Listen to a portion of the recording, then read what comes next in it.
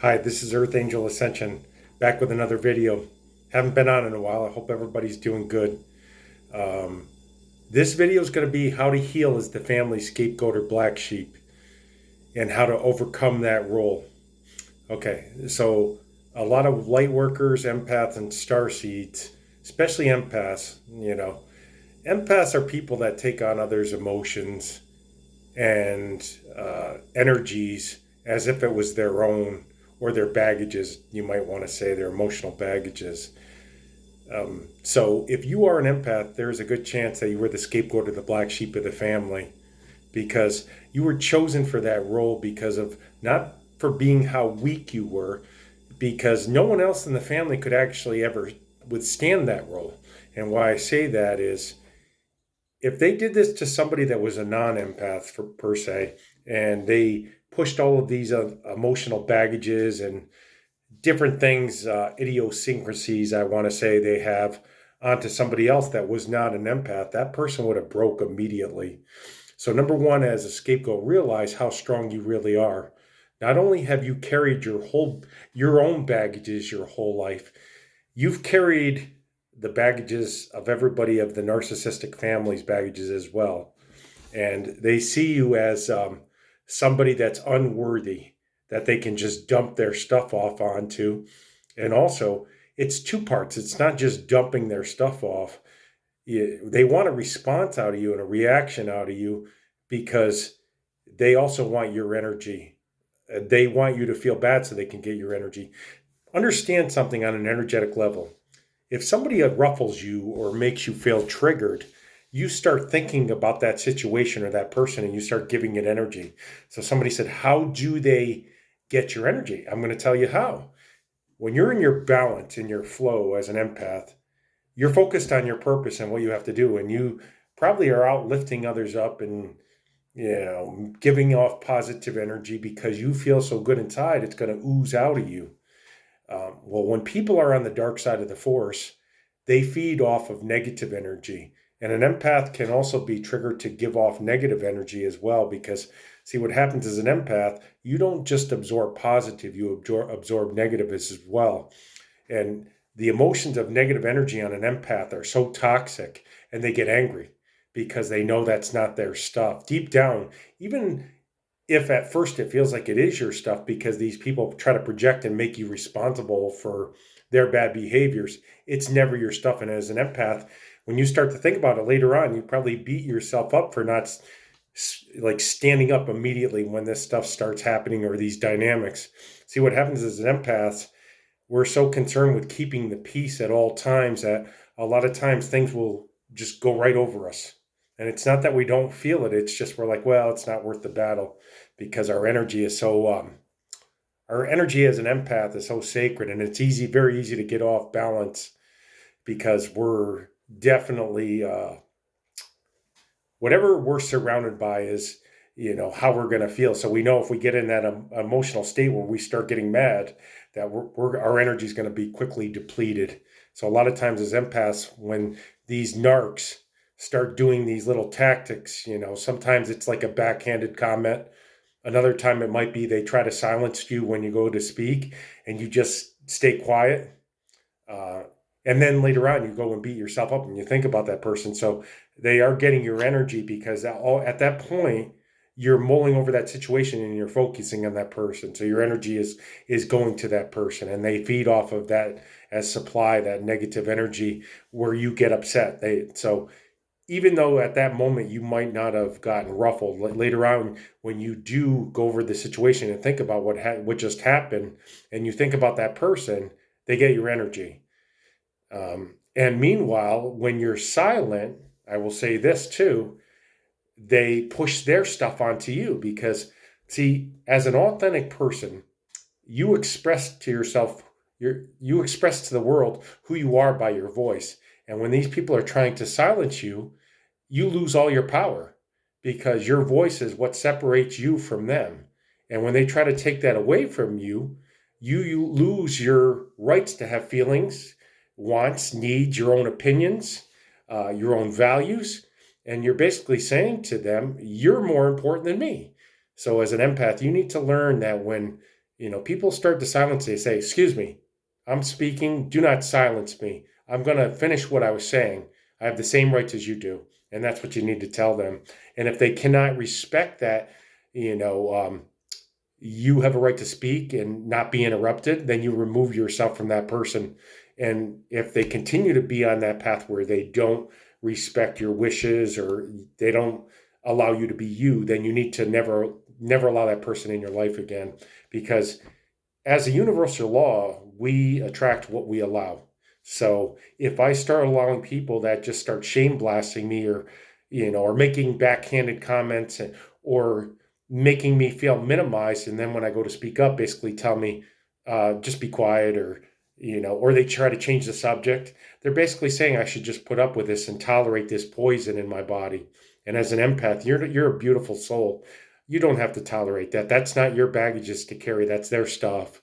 You feed off of the good energy and the positive, and you lift others up. And these people don't want to see the good in you, because what it boils down to is they don't have good in them. And at some point in their life, they might have gotten hurt. And since you're like a mirror to them, they take it out on you as if you did it and you deserve this. You don't deserve this. For me, it was my own parents, my mom. Every time I've ever gone to speak my whole life, she's basically made my voice feel invalid. Well, I really hope she's listening to this, because you will never invalidate me again. And I'm talking to my own mother, because that's just not acceptable. Your job was to support my self-esteem and make me feel like I had a right to my voice and I had a right to my own opinions and feelings. And the other thing I want to add is you never complimented me once in my whole life. Well, I remember feeling good because a girl gave me a compliment, like on my looks when I was younger. Um, and she says, "You just need her to flatter your ego." No, I need people in my life that support me just the way I support them. And if somebody gives me a compliment, I probably have given 100 that day. But my compliments are genuine and loving, and it's not to get something back. And when somebody does do something like nice or say something nice to me, it's not meant to flatter my ego. And even if it did flatter me, that's not wrong. Everybody deserves to be validated and to feel good. Everyone. And it's a mom's job, even a mother's job in the animal kingdom. They support their kids and they protect them against predators. And when a mom does the opposite, basically, makes you feel guilty for just being you and this beautiful soul, um, that's narcissistic abuse. That's definitely somebody with severe narcissism, because it's a mom's job or a father's job or brothers or sisters to build you up, not tear you down. So I had a lifetime, and it wasn't so much for my father. He was kind of the codependent, I believe. It was my mother 100%. She basically, anytime I went to speak, it was just the dirty look, the silencing, they would try to change, she would try to change the subject. Or if somebody else did something wrong to me, she would give me dirty looks like I deserved that. And I don't deserve anything that anybody else does. What other people do is 100% and 1,000,000% a reflection of them and their responsibility. And I'm not going to ever take responsibility for others people's actions. Spiritually and karmically, I am 100% only responsible for my own actions or inactions or feelings or boundaries. What other people, whatever's outside of myself, does not belong to me. That belongs to whoever else it is. But I am not forced. It's not my responsibility to carry anybody else's baggages or take responsibility for their actions ever at any moment, and I never will again. So this is a message to her and to any person that has been scapegoated. Not every mom does this. See, my older sister was the golden child and I was the middle child. So basically I was the scapegoat black sheep for being this like sensitive soul that, was very deep about everything, questioned everything, loved very deeply too. But they see these people like this, they see your love as a weakness because they've separated from that, because somewhere they got traumatized. So the fact that you have that only reminds them of what happened to them and triggers them and makes them angry at you. So if you're a scapegoat, you've done nothing wrong. So number one as a scapegoat, to escape this role as a scapegoat, it's kind of funny, is start validating yourself, start understanding who you are and how powerful you really are. And start to also understand that you don't need to be around anybody that minimizes you or silences you or is toxic. or shames you or gives you dirty looks when you've just been traumatized by somebody else that does something wrong, you know, that's nothing to do with you. That's a personality disorder of that person, and it lies 100% on their shoulders. So number one is, like I said, always speak up. Number one should have been always validate yourself and understand what you've been through and how powerful you really are. And number two is, like I said, always find your voice. If you're in the one, you don't have to start screaming or swearing, but you just say, "Hey, look it, I'm speaking, and you're going to listen because I listen to you and I have the same rights as you do." That's the other thing, is just tell them I have just as much right as you do, because everybody has a right to speak, and no one should be silent. Silencing somebody is emotional abuse, because it's saying to them that they don't have a right to their own identity, and everybody does, and their voice is what identifies them to the world as who I am or who you are, or who they are to the world, or who I am to the world. Um, so there's a lot of steps, and I'm probably not getting them in right. But number one is validate yourself, and 100% start speaking up. Number two, start saying no. I'm going to speak, and I'm not allowing you to silence me. I'm going to finish what I have to say. And then number three, if they start, you know, critiquing you or minimizing you, just say, hey, look, what you're saying to me is unacceptable, and I don't tolerate that in my energy. That's not mine, and I'm not carrying your baggages. Number four, if they don't get the hint after multiple tries, as a kid, maybe as a kid, you could probably say to a kid once or twice, don't do that again. But as adults, they should get that on the first try, that, it's my job to be a mom, or it's my job to be a sister, or it's my job to be a brother, and to be supportive. And if they can't play that role, they don't belong in your life. Because look at it this way: if you're this clear glass and you put poison in that glass, even if it's a little bit, that glass is no longer drinkable. And you're that clear glass of water, you can't drink that glass anymore, because even a little bit of a poison will kill your body and kill you. So guess what? Either they're going to jump on board, or you have to go no contact. Some people say, well, limited contact. Well, I ask you this.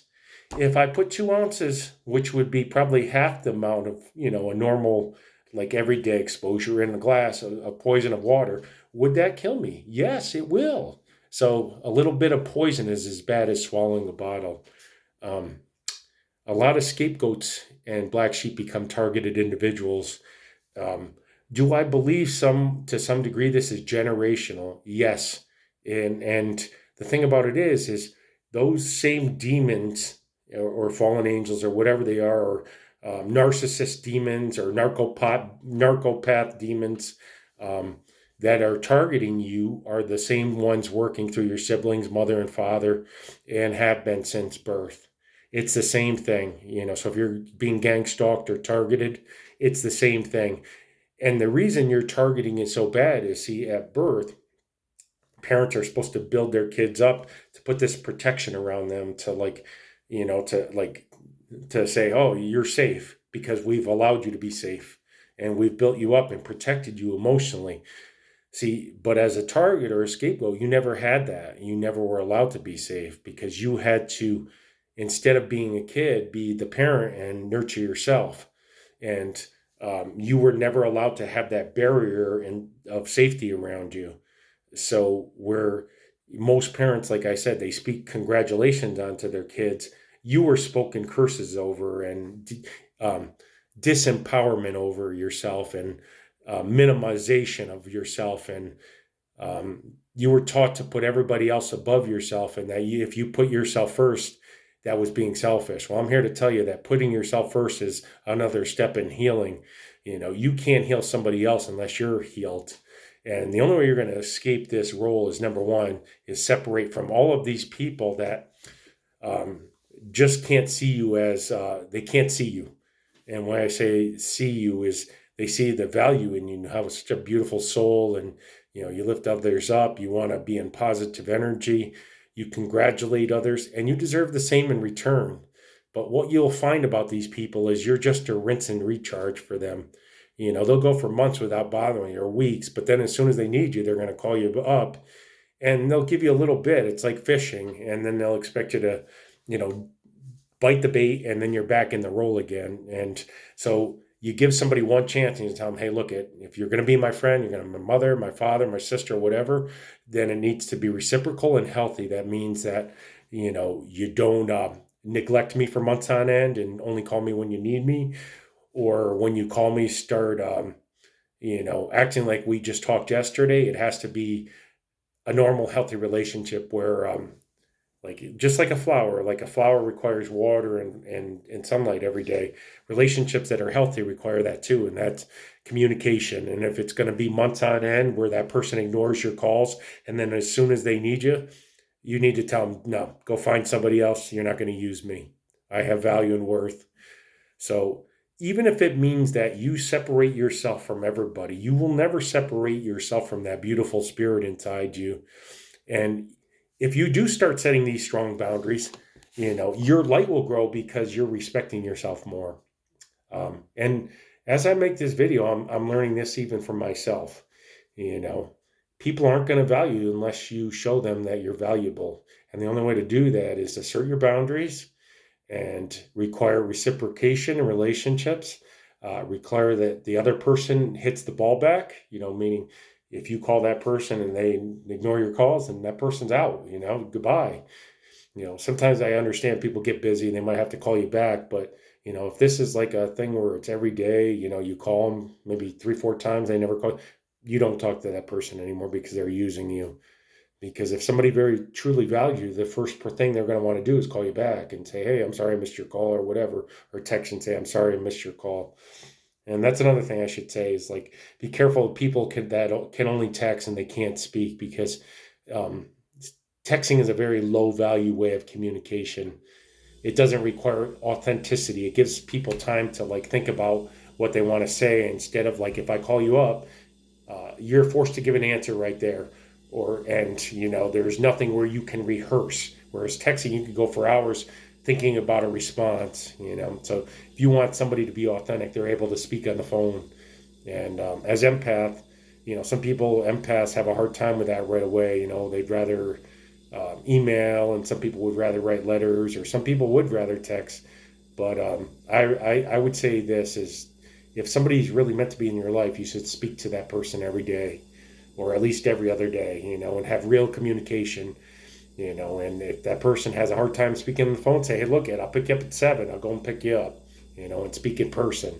But there has to be real communication, either speaking in person or speaking on the phone. So that's another thing. Set higher standards for yourself. Don't let people breadcrumb you. So as a scapegoat, that's another thing. Exercise, because the stronger you are physically, the stronger you're going to be mentally. Because when they start doing this stuff, if you can go load, the bar and the squat rack or the deadlift, or go out and run miles, then guess what? These people have no power over you. They're using your power against you. So just have to realize that. And the people, you'll see, I picked up this girl on Uber 2 nights ago, and she was having a really bad night. And at first, her energy started to bother me. So I took an opposite role. I didn't say anything. I just listened to her. And then she finally stopped talking. I think she got it out, whatever was bothering with her. And she said, have you ever gone through this where, you go above and beyond, and other people do far less, but they're given all the credit? I go, oh my God, this is wild. I said, I've been thinking about this and dealing with this my whole life. I said, if you go back, then she goes, no, let me just stop you right there. This is biblical. They did the same thing to Christ. He was the most deserving, but they treated him as the least deserving. I go, I know. It's like a hacked, it's just what I told that girl, Olivia, in an Uber ride. It's like a hacked creation. The people that really do deserve the prize, the ones that are filled with life and have so much to offer, seem to be cheated here. The people that seem to breadcrumb seem to, everybody seems to like them. What that is too, is also people like fake. So when you're real, people avoid you. Tupac said it best: the realest people have the fewest friends and connections. He was telling the truth, because people like fake. They want to wear that mask. They want to pretend, I'm not that type of person. Who you see talking to is 100% authentic. And I'm so glad that girl was my rider. And she at the end of the ride, she cried a little bit. And, I said, don't cry. It's all right. I'm here for you. I'll always be here for you. And I didn't give her my number or anything because I try to always keep it for professional. But like friendship doesn't ever have to mean like a guy and a girl can't be friends. That's another matrix programming that only guys can be friends. Guys and girls always have other intentions. Well, I'm a human being that doesn't have other intentions. I do have girls that are my friends. Um, because I feel like once you get over that matrix programming, you become spiritually awake. There's no limits to who you can be friends with. And because you stop thinking with the little head and you start thinking with the spirit head and the soul head and the higher head. You're not thinking about fleshly gratification. You're actually seeing the good in people. You're actually seeing that person and they're seeing you, which is kind of powerful. But she was a wonderful rider, and this was Thanksgiving night, and I did pray for her later, and she actually made my whole night. And then at first, I didn't judge it because at first her energy was trying to it was actually bothering me a little bit, because it was so heavy. But I'm glad she was able to get out how she felt because, at the end of the ride, it was like we both understood each other, and she actually gave me stuff too. Like when I was telling her that, and then she right away brought up the Bible and Christ and how he was, basically given the shit, and he was the greatest, he was the perfect human being, and he was treated as less than deserving. And I go, oh my God, I really needed to hear this. And it was my last ride for the night, and I had prayed before that ride too. And but I'm really glad. If I could remember the girl's name, I'd send a shout out to her. But she was wonderful, and I love you. Meaning I love you as a friend. I love you as a soul. I love you as a human being, and I'll give you a free ride if you need it. To me, it's not about money. I don't drive Uber. I enjoy making a little money with it, but honestly, I love the adventure. On a negative note, I will say this: is somebody took my Altima. A drunk driver took my Altima off the face of this earth, and I had made a video about a month or two ago about how much of a loving car and how wonderful of a car that car was to me, and I miss it already, and it's very sad. It was still, even after being told it was still running, the car got hit, and it was totaled, but it was still running, the car. I prayed that night, and I said it should have been me. They weren't looking to take that car out, they were looking to take me out, and and I'm talking to these handlers. Hey, you got a problem with me, you take me out. You don't touch my stuff. You take me out 100%. I have no fear of going home. I can't wait to go home. I've suffered this whole life. That girl, that car, that was my girl, and that car didn't deserve to go. It was with me every day, and it was the best family I ever had in this lifetime because it always was there for me, always started, always ran, never died. And if I had it all to do over again, those were the greatest, length of time of my life ever with that car. And out of my other car, I have another car as well, and my other car is obviously a little bit nicer car, and but that car meant everything. It was my everything. I could go on for hours how much I love that car. It had 306,000 miles when it was, taken off the map. And it's sad because, like I said, it was still running. It probably would have definitely done at least 400,000 miles, no problem. But, I had a rider tonight, and I had told him, I had an accident, and, the car is no longer with me. And, I told him something. I said, when I love something, it's forever. It's forever. There's no sway in it. There's no change in it. But that's another rare trait you have as an empath, and that's another reason why you're scapegoating, because those people that do that to you, they've separated from that true love. They're like viruses, and they have a virus inside of them.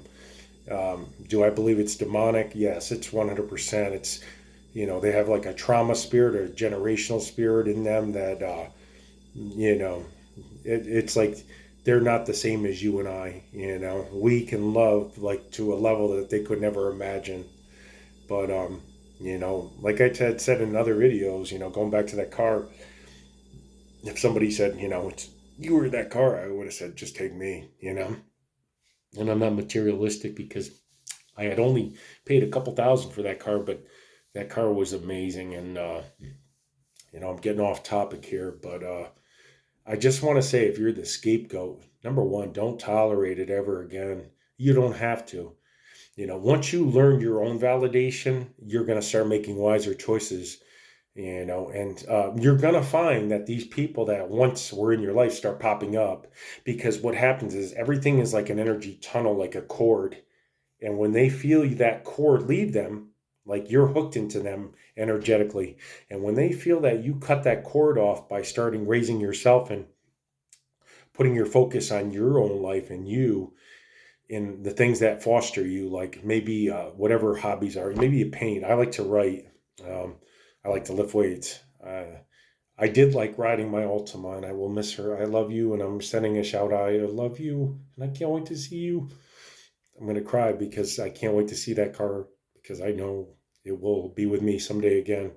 But long story short, put that focus into your passions, and separate from these people and don't look back.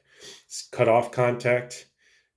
Basically make them aware that this is where it lies. And if you're going to be in my presence, you're going to give me the respect. I'm a dude. Otherwise, you're not allowed around me.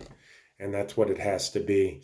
And these people that pop up, after they've ignored you for months, to say, look, don't call me again. Don't contact me again. I'm not your supply source. I'm a human being, that deserves reciprocal relationships and love and everything good in this life.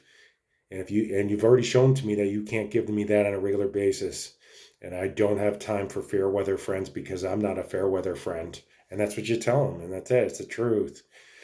Some of this about being a scapegoat is learning your truth and learning who you are. And once you learn that, you know, these people can't take anything from you. They've been following me. These things like I said, her and my mom have been following me since day one, but it started with her.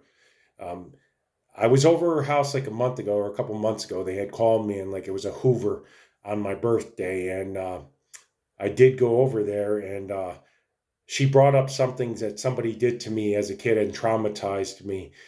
And I said, I remember what Mr. And she basically blamed me for what that, abusive teacher did. He was crazy, but I wasn't responsible. I was a young little kid. It was like 5 years old, six. I might have been 6 or 7, somewhere between 5 and 7. But I was a beautiful soul back then, and I'm a beautiful soul now. And it's that's never going to change, and I'm never going to be fake. I'm going to call people on the phone, and the people that will be in my life are people that pick up the phone and call me as well. And if they don't, they're not in my life. That's how this works going forward, because like I said before, you have $100, you deserve $100 when you go to withdraw it. And if somebody's going to give you $50, that's you don't use that. You don't use that outlet again, or that person, you know, or if you put $100 in the bank, you don't use that bank again. If you withdraw and there's 50 there, you realize that that's not in your best interest.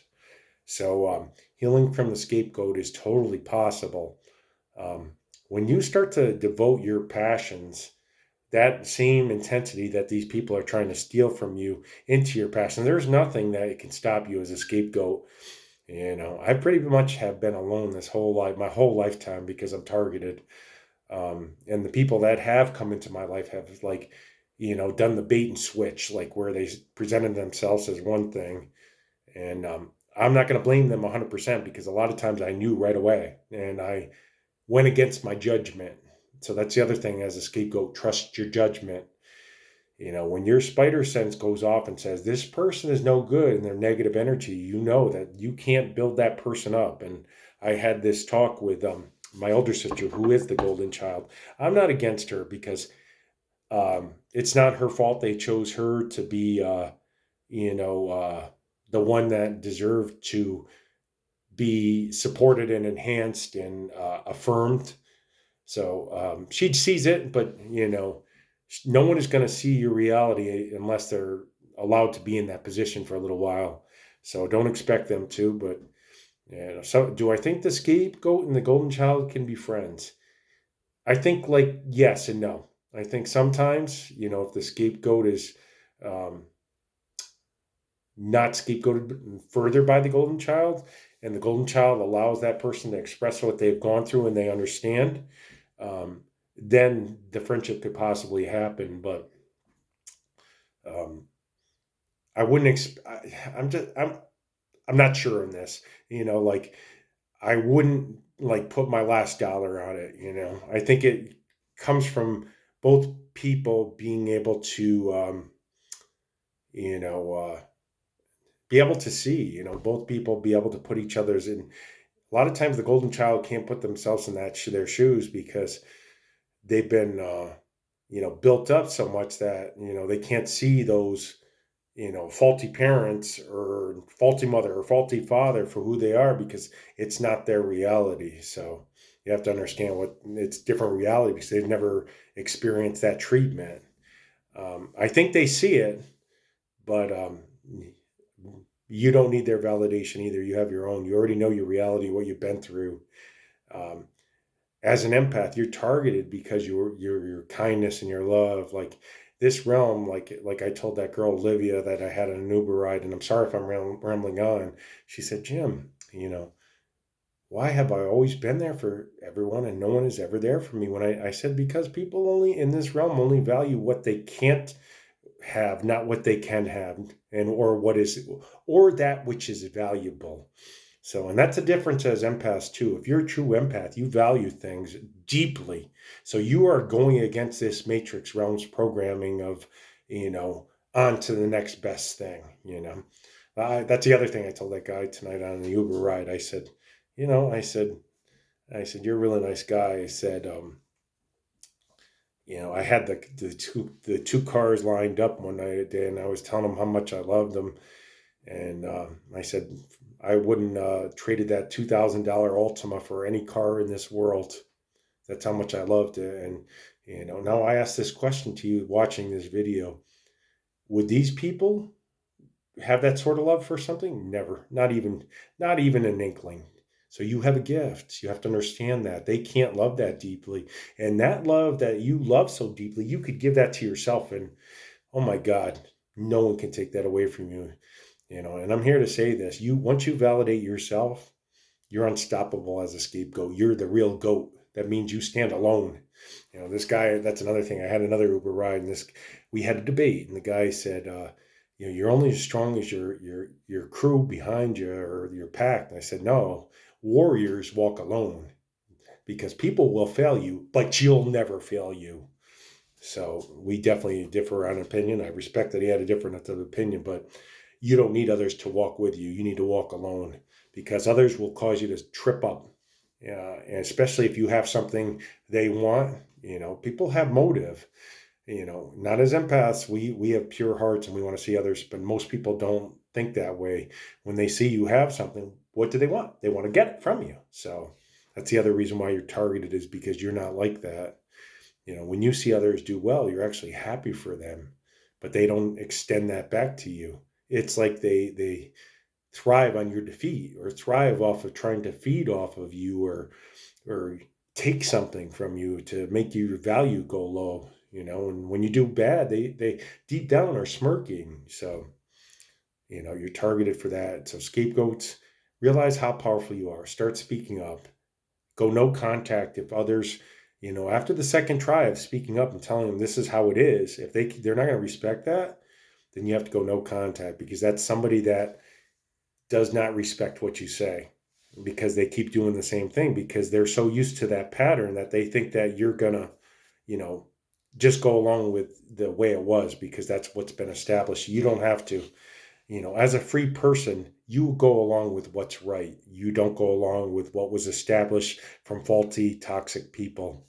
You go along with, what builds others up, not what tears others down. And allowing them to do that to you is going to tell the universe that this is acceptable and it's going to keep sending you people that won't meet your needs, that will treat you badly because you're saying it's okay. I'm here to say this out loud to my mom, especially. My older sister's not so much, but my younger sister, you've done it to me a little bit too. If you think for 1 second you're ever going to disvalue me in front of my face or silence me again, you don't have enough power of a million of you to ever do that. So don't think about it. And I will speak up and expose the truth at all times. That's the other reason as scapegoats they don't like us, is because when we do speak, it triggers them because truth hurts.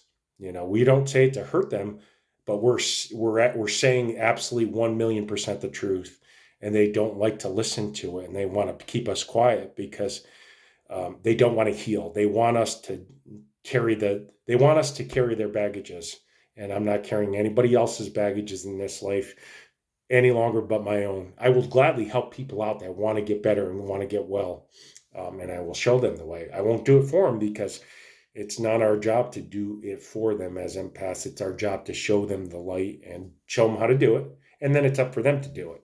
So it's basically like you bring them to the gym and you show them how to do it, and then they go and do it on their own, because teaching somebody else that the solution to their problems lies outside themselves does not allow them to grow inside themselves. Um, so what else would I like to say? Make sure you cleanse your aura as an empath or a scapegoat, black sheep. Cleanse your magnetic body. Take salt baths, sea salt.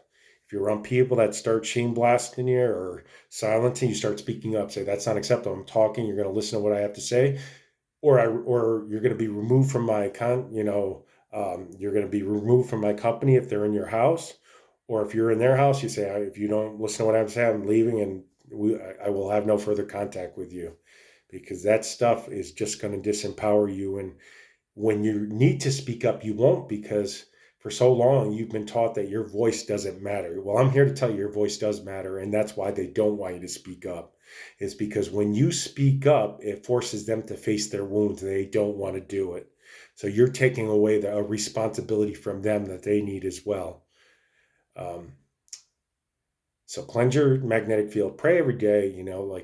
If you're an empath, you're really close to the Lord. You just don't realize it. Like, He has chosen you. That's why you're an empath.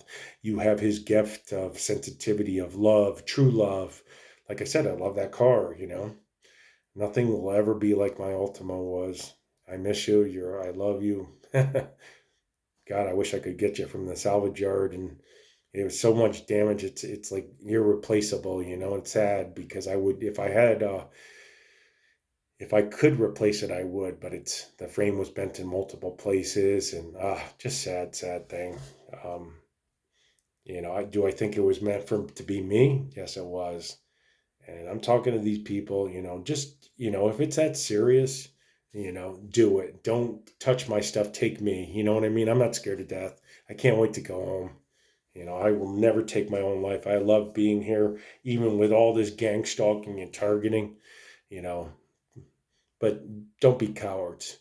Don't do things backhanded. You come at me. You know what I mean?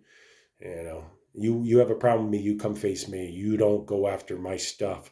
That's like a little kid, oh, I got to go after his stuff because I'm scared of him. You know what? Don't be a coward. I'm getting off topic, but it does make me angry because that's the way these people operate. It's always backhanded. It's never in front of you. They have to do stuff behind you because, deep down, these people have like an emotional intelligence of like a 3 or 4 year old. They're very shattered and they need help badly. And their way of dealing with it is trying to traumatize us or trying to harm our stuff, or, this is their way to feel good because it gives them a sense of, for a momentary relief, what cowards, you know, and calling them cowards is not judging. It's speaking the truth 1,000,000%. Um, so anyways, don't let anybody define you. You define you. And if somebody starts to offer you less, just say, no, I'm not, that's not acceptable. Let them get mad, let them whatever.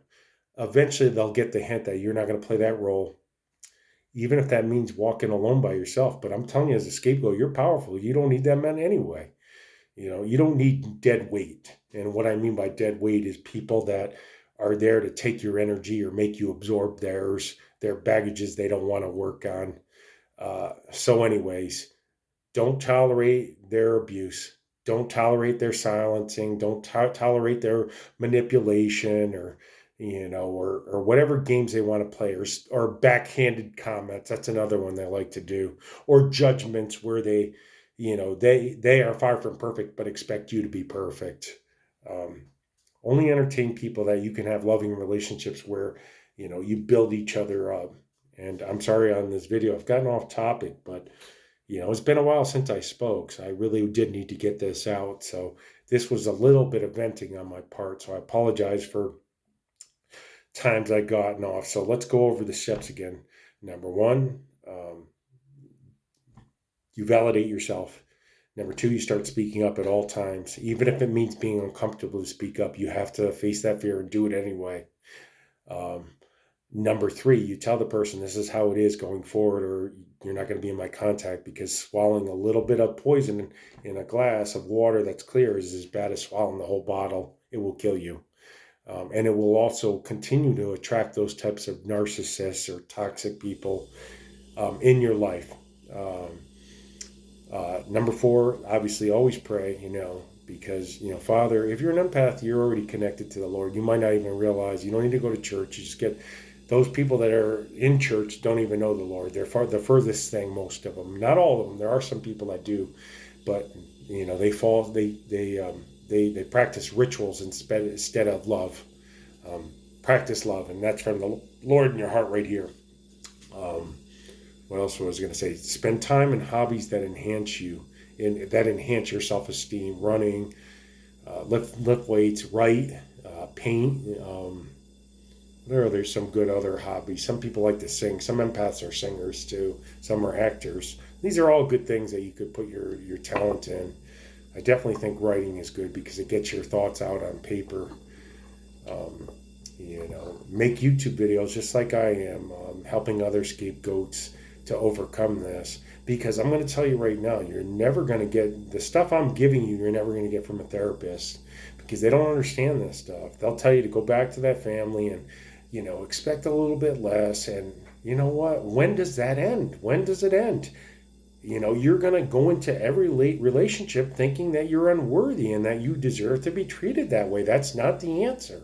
That's never going to make, by allowing this to be in your life, you're never going to be empowered, and you're always going to go home and beat yourself up. So does that help?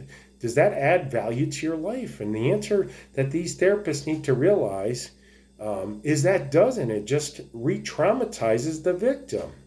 So, these therapists need to really learn about narcissistic abuse because narcissistic abuse is real. And, like I said in previous videos, the answer to narcissistic abuse is, if you're attracted to a narcissist, I should say, is you have to see that person for what they are. They can't give you what you need. They can't give you what you are. So you start making choices of equal. I said this to my sister, she, the older sister, the golden child, and she's a nice kid. But I said to her, Carissa, as long as you keep going after this alcoholic, you're never going to be happy because you're chasing it and he's never going to change, because you're chasing it and you're never going to catch it. And that's what you have to learn about these narc relationships. And I believe he's a narcissist too. But it's not judgment. It's just I've spoken to him many of times, and my read on people is pretty much always accurate. But it's not judgment. It's just seeing things for what they are. And I told her, you've given this guy a couple chances, or 3 chances, 4 chances, and he keeps doing the same thing. How many times do you need to be split and remended for you to realize that person is not going to give you what you need? You need to choose people, and I'm saying this to all scapegoats, myself included. You need to choose people that can equal you in return or that can match you. So say you're here, they have to be right there with you. You can't be up here and choose this person down there because that person is going to bring you down. That's how the universal law of energy is. It balances out. But the higher energy, if it's with somebody much lower, will always donate energy to the lower person, and that energy will be decreased. The positive vibe will go down.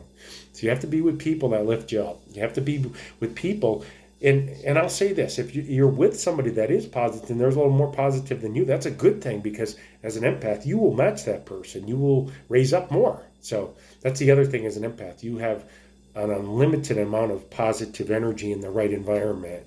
So work on that and just do stuff that you love, See, like I said in previous videos, we're in this matrix where, they want to make sure that our vibration stays low because we change things here.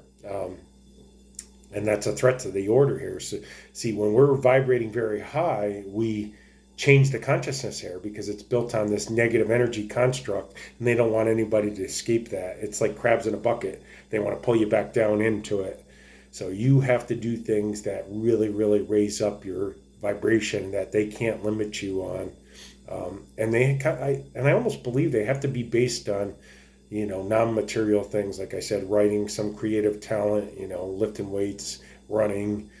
Because if you're basing your stuff on your clothes or your car or whatever, they can always take that stuff away from you, which is unfortunate. But what I learned about this program of targeting, whatever we love deeply, they will try to make sure that it's not with us anymore.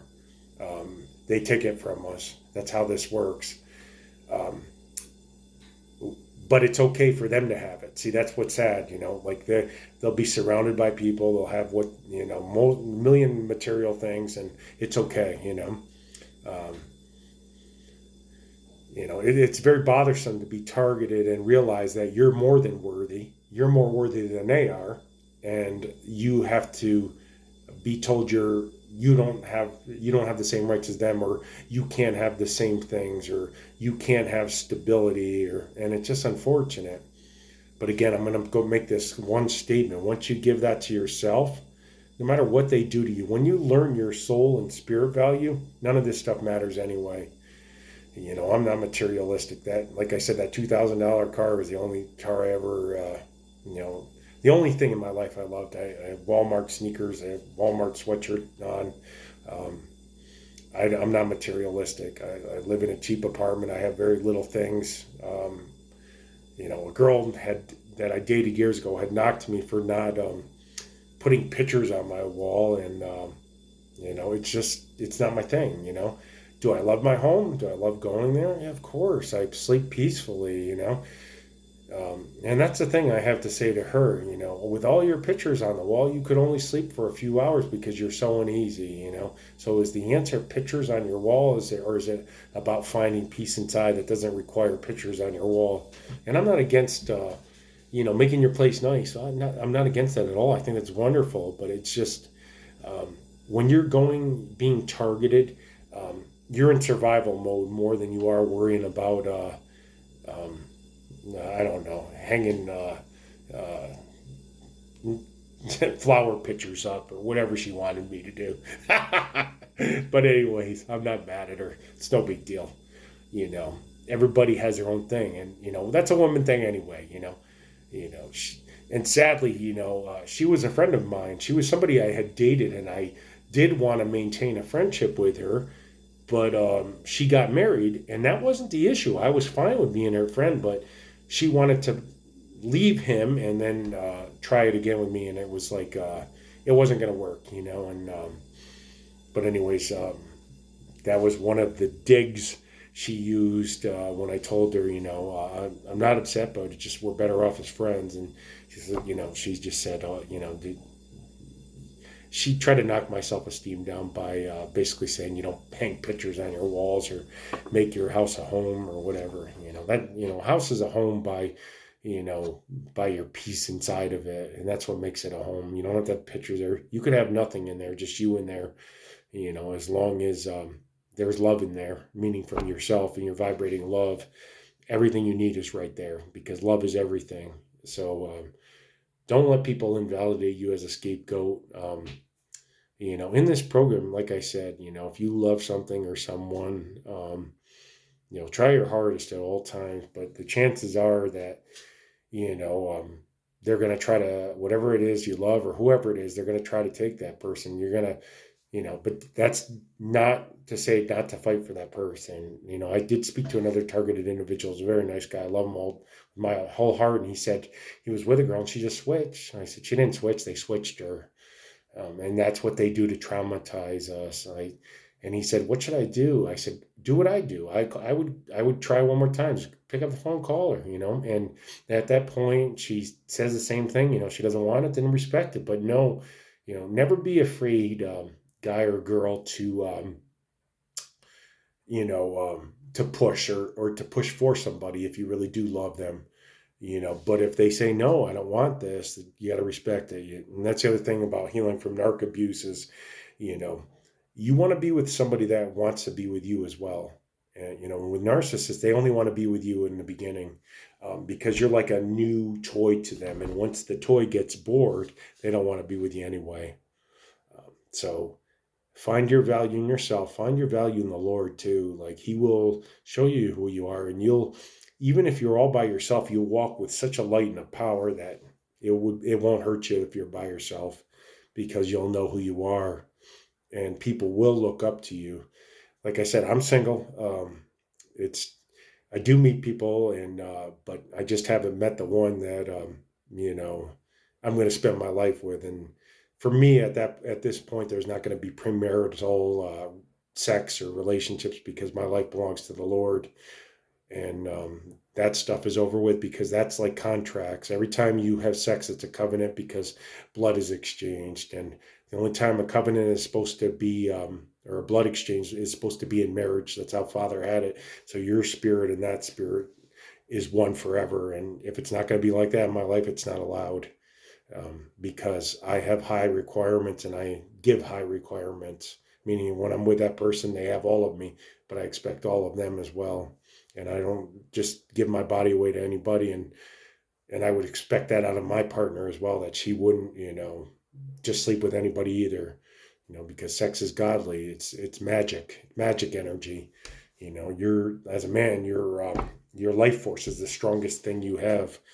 And that's why they try to tempt you on every image on Google with pictures and pornography of this girl, and look what she's wearing. And because they want your life force, these archons, they want to feed off of your energy. So abstain. That's another thing. Guy or girl, abstain. Make hard choices. Like, to whom much has been given, much is expected. So it's okay for those others, to just go around, on Tinder and or whatever, fake book, or just hooking up with somebody different every day, because they don't value themselves. Everything is skin deep. They wear masks.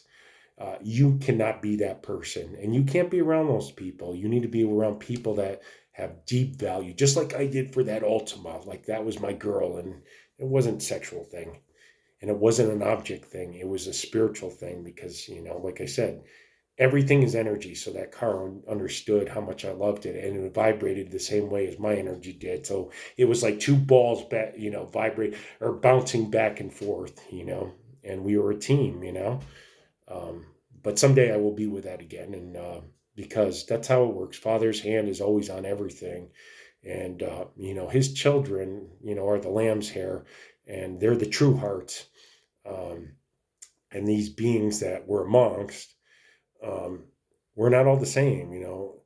We have the higher energy centers, and most of these people that you're coming in contact with, these narcissists, are what's called organic portals, and they're missing like the higher energy centers that are like the source connection. So the only way they survive here is by feeding off of us. So His lambs are like food here, because in order for this realm to exist, there has to be a certain number of lambs here to counterbalance all of these, like people that are alive but already spiritually dead.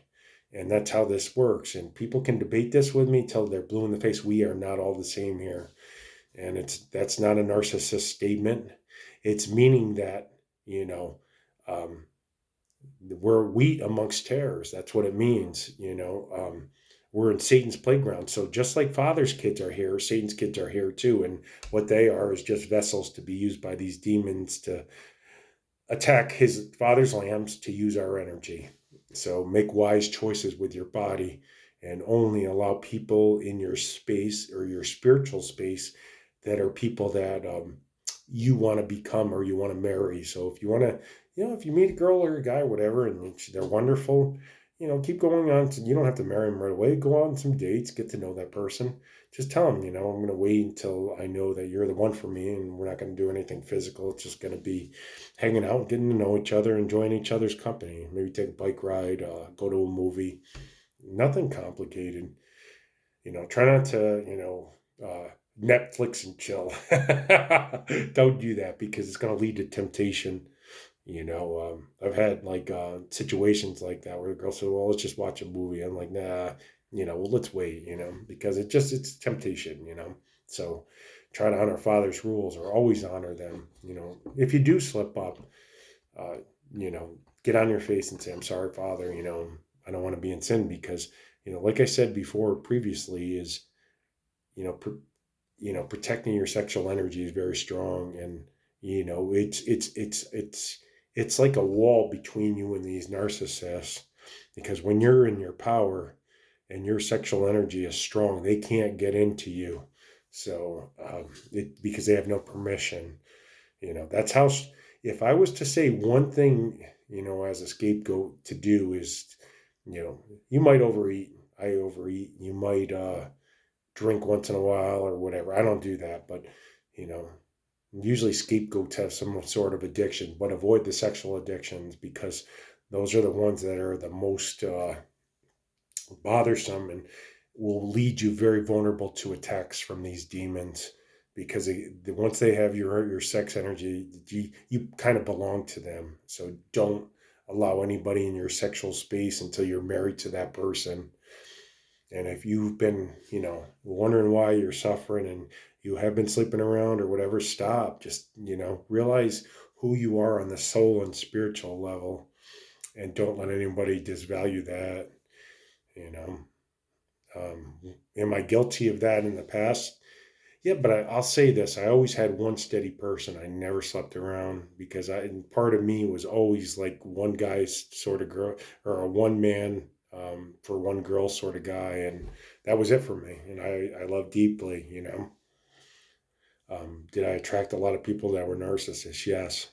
And that, like, it was like weird. I knew it right away, and I used to go against my judgment. So don't go against your judgment. I rambled on. This is like a very long video, but I had a lot to say. I haven't spoken in a while, but I'm going to start making a lot more videos on narcissistic abuse and healing from it.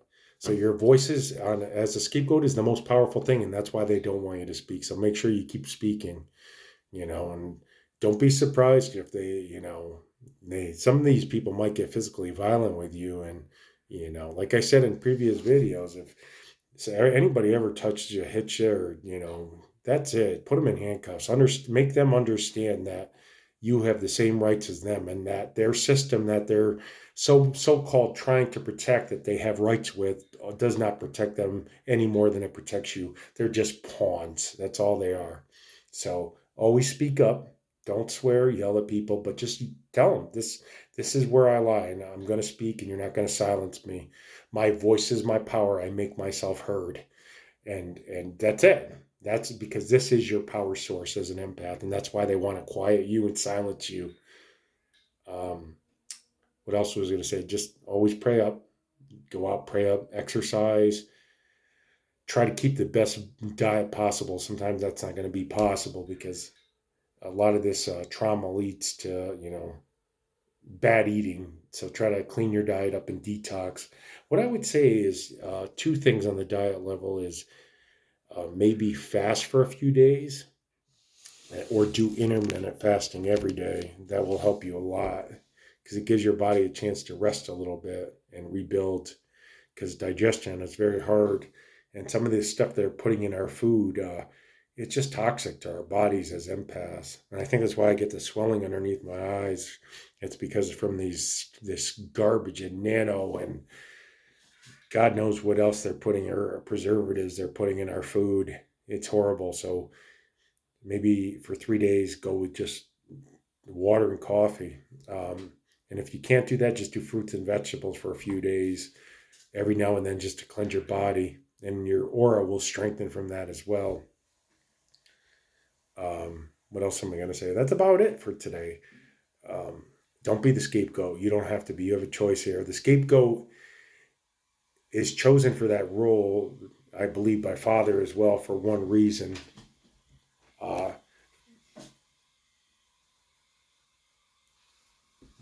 it's weird. I'm talking to you, and like this weird noises are going off throughout the house. It's meant to distract me. I'll let you listen for a second.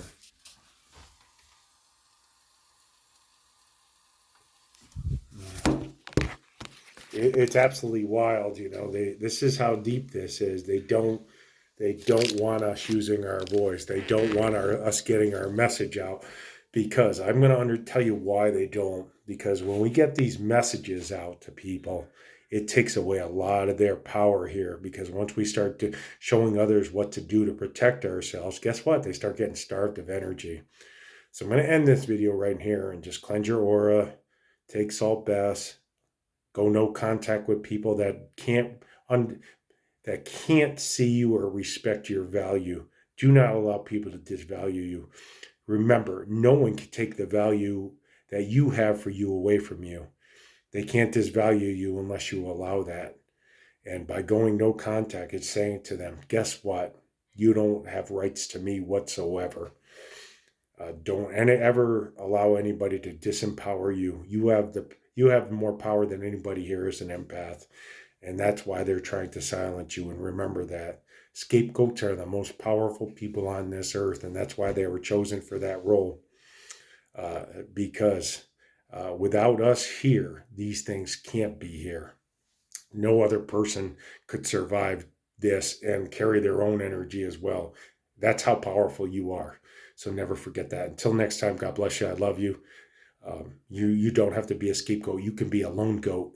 And this is your world, and these things are trying to silence you from understanding your truth here. And don't let them. You are here for a reason. You are here to change forces here. You are here to throw back these dark forces that came here to imprison it. You're here to free others, and the only way you're going to do that is finding your voice. Until next time, I love you. God bless you.